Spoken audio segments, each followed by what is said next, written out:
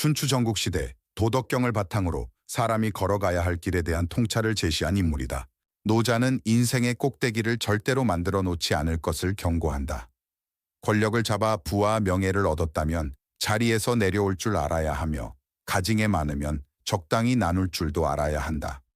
그렇지 않으면 자연스레 남들에 의해 자리에서 끌어내려지게 되는데, 이는 현대 한민국의 수많은 권력자들의 좋지 못한 말로를 보면 알 수 있듯 현대에 와서까지 통용되는 시대를 앞서간 통찰이라 볼 수 있다. 백성들의 입장보다는 권력자들의 입장에서 반드시 알아야 할 처세술에 관한 내용을 다루어 큰 깨달음을 전파하며, 더 나아가 동양권에서 최초로 우주의 만물에 대해 탐구를 갖기에 이르러 일부 학자들은 노자를 실존 인물이 아닌 주나라 왕실문서로 전해지는 처세술 모음집으로 추정하기도 한다. 지금부터는 노자가 도덕경을 통해 설파하는 21가지의 가르침을 전하고자 한다. 가장 어리석은 것은 완벽한 것을 추구하는 것이다. 적은 힘으로 오래가는 것이 인생을 사는 지혜다. 마음속의 평화는 외부의 조건에 달려있지 않다. 지혜로운 사람일수록 어려움을 예견하려 노력해야 하고 항상 대비해야 한다. 가진 것을 모두 보여주지 말고 아는 것을 모두 말하지 말라. 가졌다고 다 빌려주지 말고 들은 것을 모두 믿지 말라.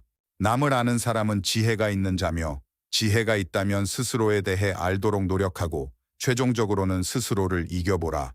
남에게 이기는 것보다 강한 힘을 얻게 될 것이다. 길을 잘 다니는 사람은 새로운 길도 낼 줄 아는 사람이다. 좋은 말은 흠을 남기지 않고 계산에 능한 자는 주판을 사용하지 않는다.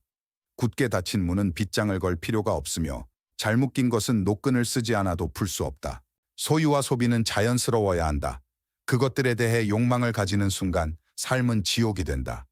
행복은 의외로 작은 것들에 있다. 이 말을 명심하라.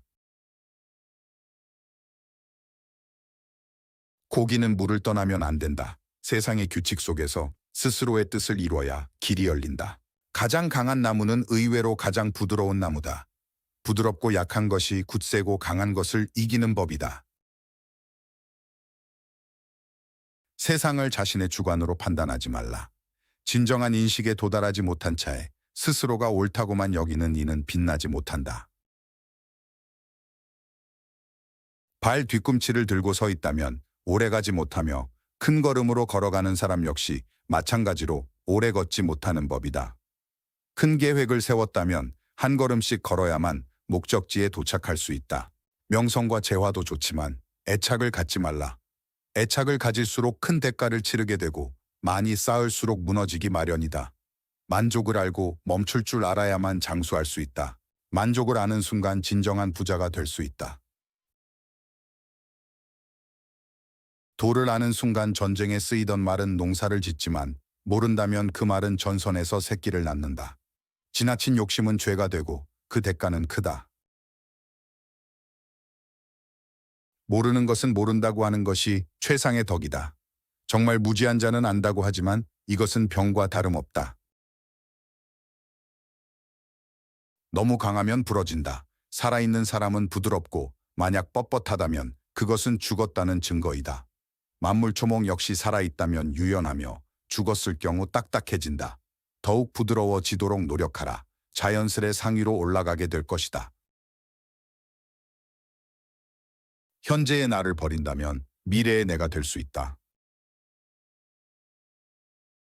훌륭한 무사는 힘을 과시하지 않고 잘 싸우는 자는 환한 기색을 보이지 않으며 잘 이기는 사람은 함부로 다투지 않는다. 남을 잘 쓰려면 사람을 하대하지 말라. 군자는 때를 만나면 관리가 되지만 그 때를 놓치면 바람에 이리저리 흩날리는 떠돌이 신세가 되고 만다. 때를 놓치기 싫다면 아름다운 덕을 지니고 있어야 하되 경우에 따라 어리석음을 연기할 줄도 알아야 한다. 처음과 끝맺음을 훌륭히 하면 실패가 없다. 가장 훌륭한 것은 물처럼 되는 것이다. 물은 온갖 장애물과 겨루는 일이 없고 낮은 곳을 향해 흐를 뿐인데 마치 시면을 닮은 것이 도를 아는 것과 유사한 속성을 띠고 있다. 진실된 말에는 꾸밈이 없고 꾸밈 있는 말에는 진실이 없다. 내뱉는 말에 주의를 해라. 신뢰를 위해서라면 말없이 성의를 보이는 것이 좋다. 말보다는 태도가 중요한 것이다.